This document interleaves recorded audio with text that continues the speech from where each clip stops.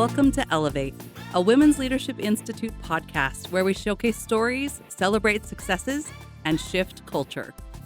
Welcome to another episode of the Women's Leadership Institute Elevate podcast. My name's Chris Jenkins. I'm co-hosting again today, and we've got Patty Cook, who's leading this podcast. Excited to have you here, Patty. And we also have our guest, Roger Pimentel from Boncom, who's the Vice President of Marketing. Welcome. Yeah, great to be here. Thanks, guys. Thank you for coming.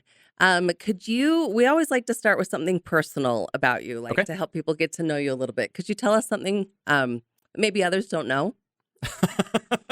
I know it's a broad range of things. Yeah, a bit of an open book. Mm-hmm. Live in Draper with my wife and 4 boys. Probably the most interesting kind of hidden nugget from my past is I was a former yo-yo champion.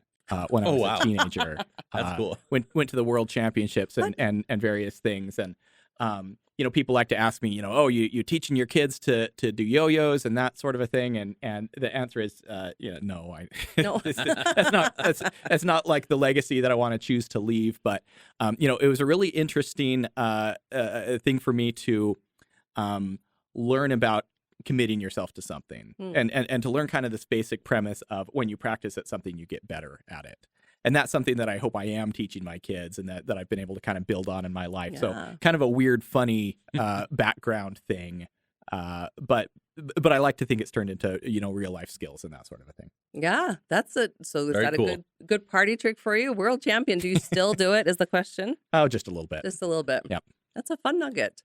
So you work for Boncom, Yes. which is a cause-driven advertising agency. Yeah. Could you explain to us a little bit more about it and what you do there? Yeah.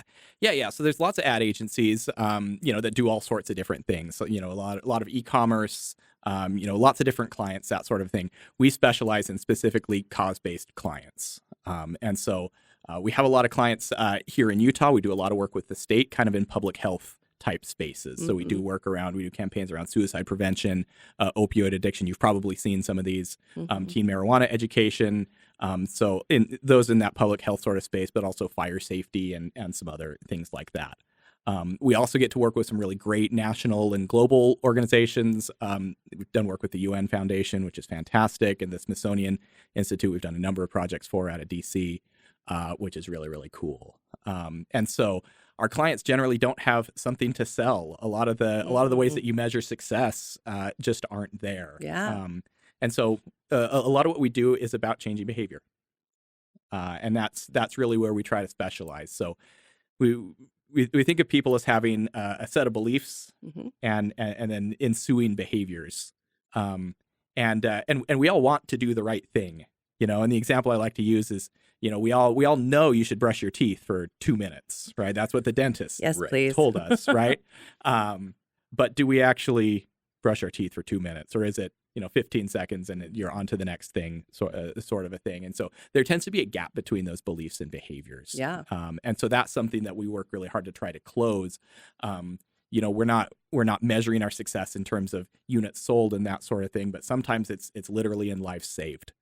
And that sort of a thing. And so that's a really rewarding thing about what we do. I love that. One of the taglines was elevating beliefs and shaping behaviors. There it is. Right? Which elevate is something that is true to form for the Women's Leadership Institute. Course, yeah. So I was really curious about that. And I'm interested in, how do you measure cause-driven things? Because that's what our organization is as well, right? Right. How do you figure out the measurement of that? Part of this podcast is anecdotal, right? Measuring it that way. What are some other ways you found to measure that? Yeah, we get some clients that come to us and say, hey, I want to drive impressions or visitors to my website or that sort of a thing. And what we're generally doing is having a deeper conversation with them and saying, what are you really trying to accomplish? What's your bottom line here? And so working with the Department of Health and Human Services on suicide prevention, it's literally, we want to reduce the number of suicides. Wow. And that's the sort of thing you can't really, keep checking your web metrics and see if you've accomplished it. That has to be a longitudinal thing. That has to be something over time. I mentioned fire safety. We've had some really, really good success if you've seen in the news the last few years, human-caused wildfires have been way down in Utah. That's really gratifying to us because we've been able to be a part of that effort. So generally, we're looking kind of way downstream on what are we really trying to accomplish here. Oh, I really like that because it's generational, right? It's longitudinal, as you said. It takes some time. How did you get into this advertising space? What brought you into this? Yeah, I've been in it my entire career. You know, it's one of those things. My dad was a marketing professor, and so maybe the apple didn't fall too far from the tree, or something like that. So yeah, I've worked in a number of agencies, and then went client side for a while. That's what we would call being out of agencies for a while. I worked at Amazon for about 7 years in Seattle, and kind of swore off agencies and said, I'm done. I'm out of this world. It's a client services business. It's a professional services business. And it's fast paced and it's challenging and those sorts of things. And lo and behold, I'm back. So, and glad I am. And it's really great to be, back in that agency space where I came from originally. Advertising's kind of in my blood, but I get to do it for things that I feel really good about. What are some of the key differences, would you say, from those? Because I loved how you said company or generally advertising for marketing and selling, and now it's not necessarily selling a particular product itself, right? What are some of the differences between the ad agencies you were at before and now this more cause-driven agency? Yeah, I think probably the biggest thing is we're using a whole different set of skills. And so when you're trying to change behavior, ads by themselves aren't changing behavior. And so we're really focused on using principles of behavioral psychology to actually be informing and over time changing behavior. So we've developed a curriculum that we teach to everybody on our staff so that we're using the same language around behavioral psychology, and doing more than, hey, let's do a funny ad. Let's do an ad with some bathroom humor, or these sorts of things, which I don't want to look down on any of that, but we have the luxury of being able to approach it in a different way. And that's been really great. Yeah, that's really thought-provoking, right? Changing behavior that way. So your company, how I came across you is your company, Boncom, took the ElevateHER challenge. Of course, yep. And you dived into it as far as pay parity. And I thought that was really interesting, some of the things that you found. Would you share with us, how you came across the ElevateHER challenge and why was pay parity something you wanted to start with? Yeah, absolutely. Yeah, it's funny. You talked about we kind of renewed with the ElevateHER challenge. We had this funny moment where we were looking for ways to elevate the stature of women within our organization. Came across the Women's Leadership Institute and saw our logo on your website. Yes. And so we had this funny moment where we said, well, we're already a part of this. Yeah. Maybe we should go ahead and double down. Someone committed us a while ago. Yeah, exactly. And it turned out to be a really good fit for us. And so, when I started about 5 years ago at Boncom, we were transitioning from being a small company to being, a mid-sized agency. We're about 100 people now, just over 100 people. We recently launched offices in Mexico and Brazil, which is really exciting. So we've got a bit of a global footprint now. And that's a very different thing from being a company of 15 or 20 people, where it's a little more of a family and you can just say, hey, I'll take care of you. Don't worry about it. Compensation, these sorts of things. Yeah, just don't worry about it. And hiring tends to be like, hey, does anybody know somebody who can do this? And, okay, Totally. yeah, okay, you're hired. Come on in. Right. This sort of thing. And so we were really at this point where we needed to be formalizing processes and really needed to be kind of growing up as a company in a lot of ways. And so that was something I was really working on for some time is, okay, for hiring, we need fair hiring practices and we need them to be, real concrete processes for us to follow. And same thing with compensation. We can't just do it by the seat of our pants forever.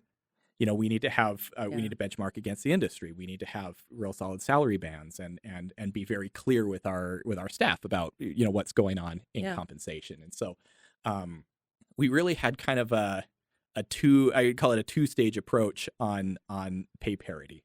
And the first stage was best intentions. right? Yeah. And what that was, when we were giving raises or this sort of a thing, our head of HR and I would sit down and look at it and be like, gosh, what do you think? You think we're paying people equally and fairly? Does it feel right? Yeah, exactly. A little bit of this, Yeah. a little bit of just trying to make sure it all felt right. Mm-hmm. And I don't want to diminish that either, because that was a really great step for us. And I think many people begin there. yeah, oh yeah, Right. you start somewhere, right? Yeah.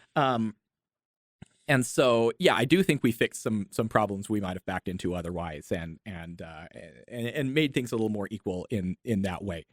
And so that was good. That always felt a little bit unsatisfying to me, a little too much art, not quite enough science in that. Mm-hmm. And so I started looking around for, like, gosh, is there there's some Excel formulas I can use? Is there something that I can apply that will tell me objectively, yeah, you're good. You're paying men and women about the same for the same roles and these sorts of things. But there's another issue here, which is with the best intentions approach, even if I felt like we were really doing the right thing by our employees, we also have to tell our staff about that. And they don't always believe you. It's sort of a thing. Transparency is not always good. Is that what you're saying? Well, I could say, hey, yeah, we're really trying. We're really taking a look at this, and they go, well, Sure. Where's the money? yeah, exactly. Show me. Exactly. And so I got into this idea of, is there a third party that can certify this for me and say, yep, we've looked at the data and we certify that, yes, you're doing this right, so that I could have a really clear and concise story for the staff. Sure. And say, hey, we're trying really hard, and just so you know, somebody else has looked at it and they agree we're in really good shape. And so, I'm looking around for a solution. Turns out there's, consultants that will do this for, tens of thousands of dollars. And that was kind of, maybe not the right fit for us at the time, sort of a thing. But the more I researched, the more interesting this got, because it turned out that there are countries that are now requiring companies to have fair pay across genders, and even requiring an audit process to prove that. So I think Iceland was the first company doing this, and now it's kind of throughout Scandinavia and some parts of Europe and these sorts of things, where if you have more than, and it varies, but more than 25 employees or something like this, then you have to have a third party certify that you have gender pay equity, which I love, and this is amazing. Step in and make sure people are going to do the right things. I kind of love that. And so along the way, I found this tool, and this is like the gem of the story for me, which is I found this tool made by the government of Switzerland, or at least it's on the government website in Switzerland. Wow. And it's this tool that is designed for exactly what I was looking for. And you anonymize your compensation data, you upload it, and it takes a couple of minutes, and it runs some statistical analysis, and then spits out your results at the end. And it gives you like a green, yellow, red, like green, wow, you're doing it right, or yellow and red, you got some things to fix, and gives you some of the statistical results and these sorts of things. I said, great. So I plugged in our data, and it spit it out and validated for me that our best intentions had been working. It said, yeah, you're doing the right thing. You're paying men and women the same for the same roles, and that sort of a thing. And what it turned into is this repeatable process for me. Sure. So we have a twice a year cadence where we do promotions and raises for the most part. Yeah. And so once we've got those all figured out, before we hand out those raises, I run the updated data through this tool and say, if we make these changes, are we going to break something? Oh. Or are we going to be okay? And so that was the science that I was looking for, where now I have this third party that's certifying us twice a year, and every time we make major changes to compensation, to say, okay, we've double checked it. Yeah. And you're in the right spot. And so that's something that I've showed to our staff. If they ever ask, I can pull up the most recent one and say, hey, let's take a look at the numbers and let's see. And that's worked out really great. So for anybody who's listening who wants to know, I had to watch a YouTube video to figure out how to pronounce the name of the tool. Right. Just to make sure I was getting it right. I was not at the time. It said it's called Logib. and it's Oh. LOGIB, and it's this free tool. It's in English, like that was an important piece for me, Right. and it's a tool that has worked really well for us in making sure we're being fair with pay. Yeah, I love that you wanted to align both your good intentions with a solid process, right? I love that, the double on that. You touched on pay and promotions, Sure. and I want to talk a little bit about that of what is the process for being promoted in your company, and is it as transparent as your pay structure? What does that look like? Yeah, great question. And that's really the other half of the question here, right? Is, are we paying men and women fairly in the same roles? Yes. Yeah. Does that mean that we have equal numbers of women in senior management and things like that? That's a work in progress for us. And I think it is for a lot of companies, and yeah, trying to figure out the right processes to make that happen and that sort of a thing. You know, the work that we do is fairly specialized in a lot of ways, and so sometimes that hiring pool can feel really small. Yeah. And you kind of have to hire the right person for the role, regardless of gender, and that's good. Absolutely. Ultimately. Yes. And so what we've really focused on in the last few years is building our internal pipeline. And so hiring women at all levels in the organization. We have more women than ever before in director level roles, which is really, really great for us, that are kind of on the bench for executive roles as they become available, and that sort of a thing. And so that's worked well for us. We are fortunate that we have good retention. We kind of count on people staying around for a while. Yeah. And really hope that we're playing the long game correctly and in making sure that women have those executive level opportunities. I love that you talked about the pipeline, the internal pipeline, so people can move up and they know how to move up if they want to. I think that's something you talked about as well, Chris, right, with your company that you've started, of gathering women on your team and how that works, especially when you have a small pool. Yeah, I think it's interesting as you think about, the long game of how you want your company to look. And there's a few things that came up as a technology startup, right, that's raising money and capital and trying to grow a business where at a certain stage, if you don't have diversity or women on your executive team, then the next few people that you hire, the data shows that they don't stick around as long, simply because they don't think they can get promoted, or they don't feel like there's support at that level. When you think about it from that kind of long-term perspective, obviously you guys have this great benefit that they stick around for a long time, right? Which is it's great for your company, your business, and you've built a great business to do that. How do you think about it now now that you have this bench of women that are at that director level that can, when those executive seats open up, can move up? How do you think about that in terms of like your long-term play, where you see women and diversity in that executive team? Yeah, absolutely. Ultimately we're a creative business. Mm-hmm. That's what advertising is. It's a creative business. And we've figured out, which, it shouldn't have been such a big surprise, but when women are in the room, the ideas are better. And the work that we do is better. Do you really believe that? I know lots of people say that, but is that really the case that you found? Absolutely. 100%. And sometimes you're doing a campaign where you're targeting women, and it's a very obvious connection in that case. But and even if I expand that umbrella a little bit, as we've pulled in our team from Mexico and our team from Brazil, and as we've added more different voices, the work keeps getting better. And so that is really important to us. And yeah, sometimes it's hard and it's tricky. And a lot of people can relate in a company that's not huge.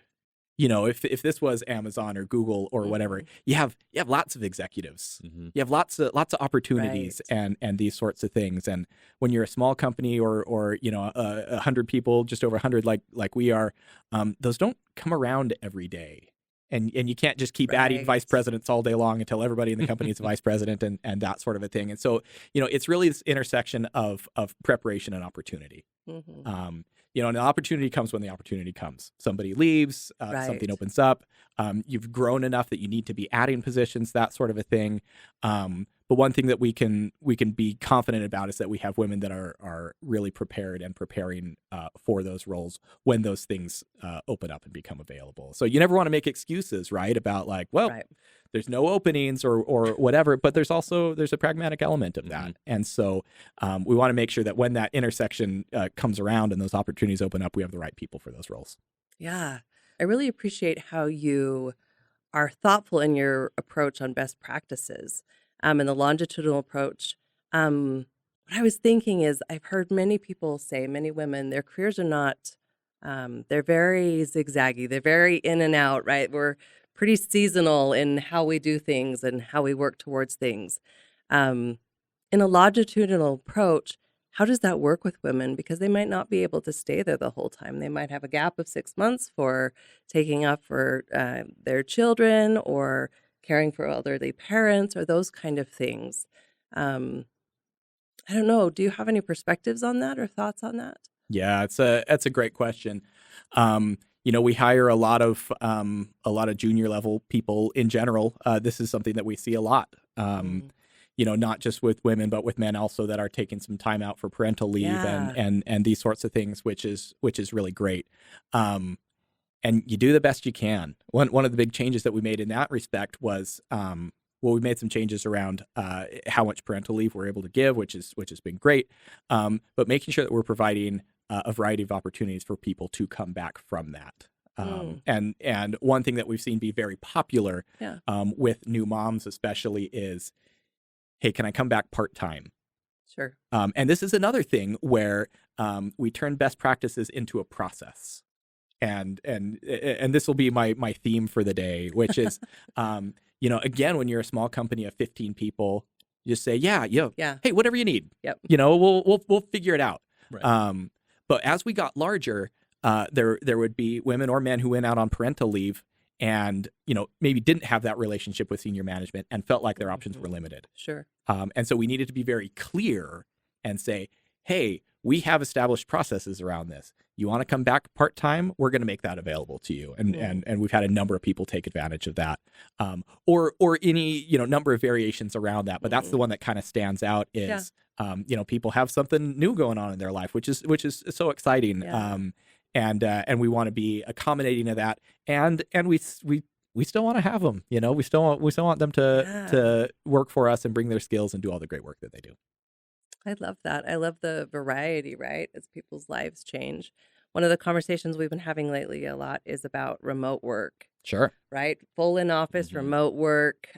What does that look like? And I think it's going to be really interesting for companies to figure that out and maintain it. Do you have any thoughts on that? I know that that's not particular to the ElevateHER challenge, but just in general as business, because you're so into process, right? Which I think is great. What does that look like, do you think? Yeah, it's been a really interesting evolution since the start of COVID. Yeah. Which March of 2020, we all went home and hope you had a good chair at home and all of those sorts of things as we all adapted to working from home, which many of us had not really done before. Yeah. When we came back to the office, we came back 2 days a week. So Tuesdays and Wednesdays with the other days working from home. And that's largely what we still do today. But the way this is framed and what I hear from the staff is a lot different than it used to be. So when we came back, there was not a lot, but some pushback. Hey, can I just keep working from home? It was really productive for me, these sorts of things. But again, we are a creative business, and so we have teams that like to be in the office with a whiteboard and brainstorming and coming up with ideas, and I obviously want to create an environment where they can do that. Yeah. And so maybe a year into that, our creative and strategy teams came to me and said, "Hey, we want to come in another day." Oh, interesting. Is that a problem? And I said, no. We don't lock the doors on the other days. We have the space. Yeah. Come on in and use it.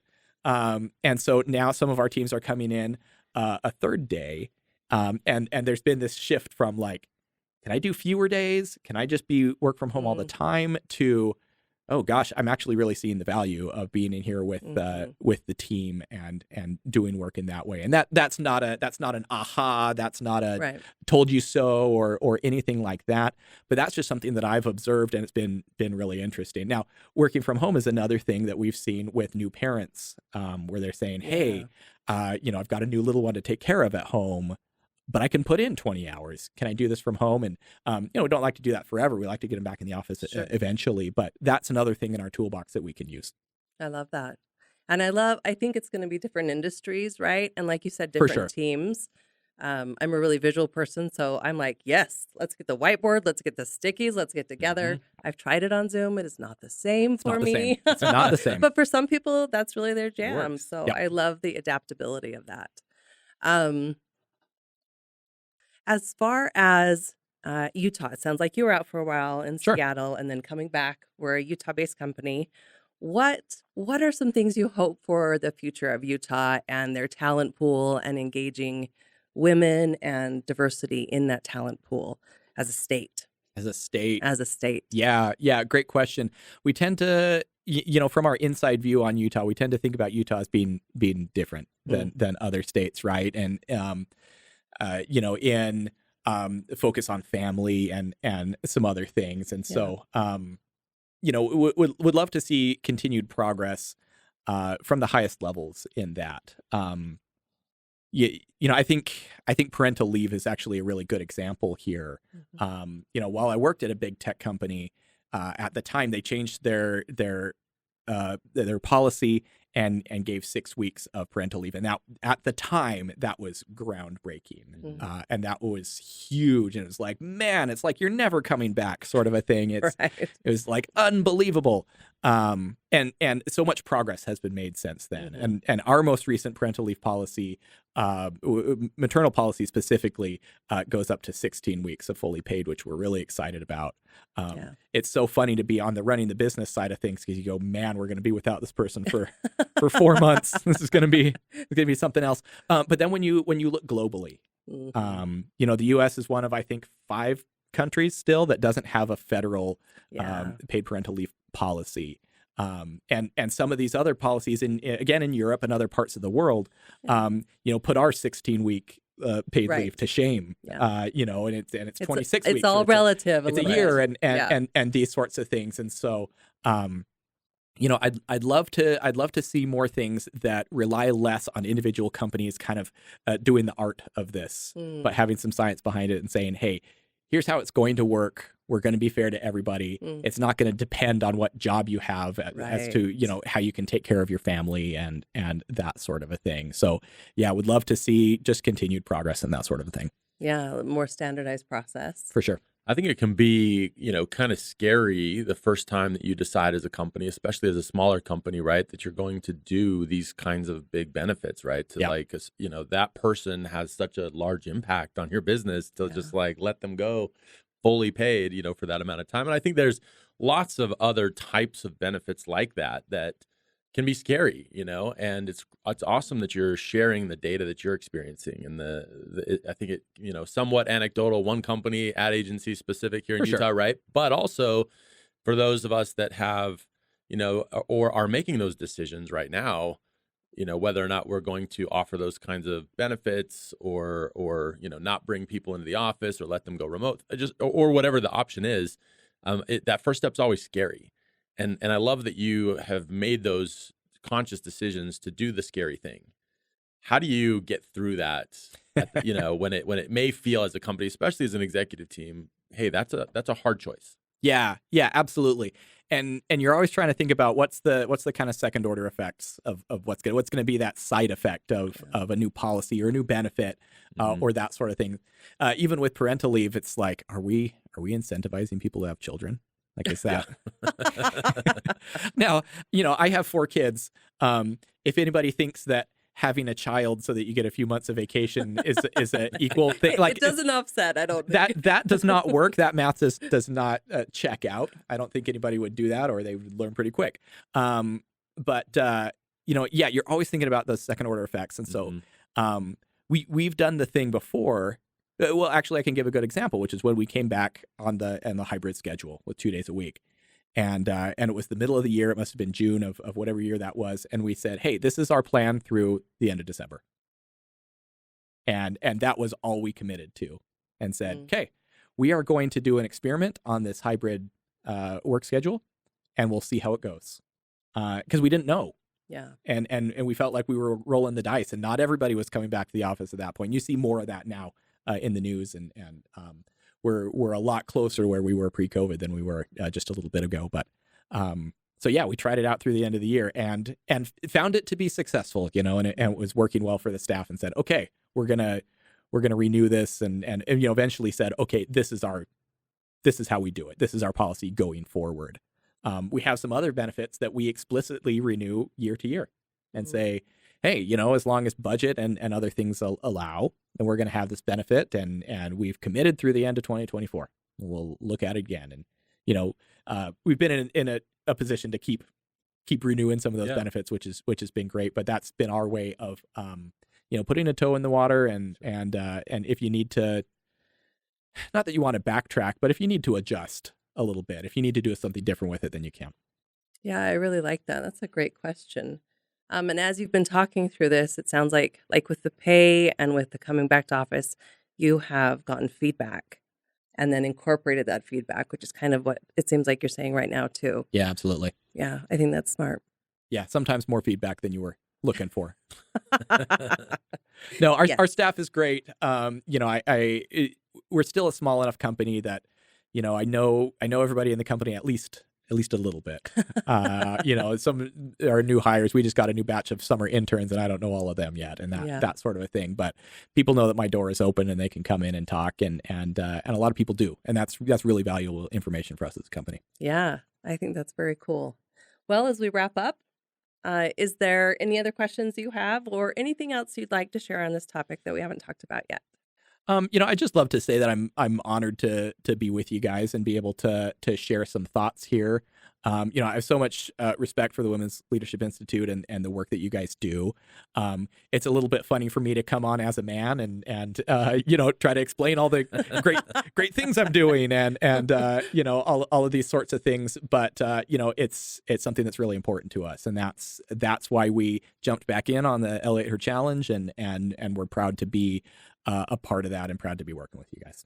I love that. Thank you so much. Thank you for your work on it and continuing with it, and for coming on, because as you know, we need men in this as well. So absolutely appreciate it. Anything else, Chris? No, thank you very much. It's been a pleasure getting to know you and learning all the things that you're doing. To me, it's an inspiration as a founder of a company, learning that you can experiment and test things out, and two, that the work that you've done has proven that some of the things that we all think that it is better to have more diversity in the room. It is better to have options that allow for that diversity in the room. So for sure.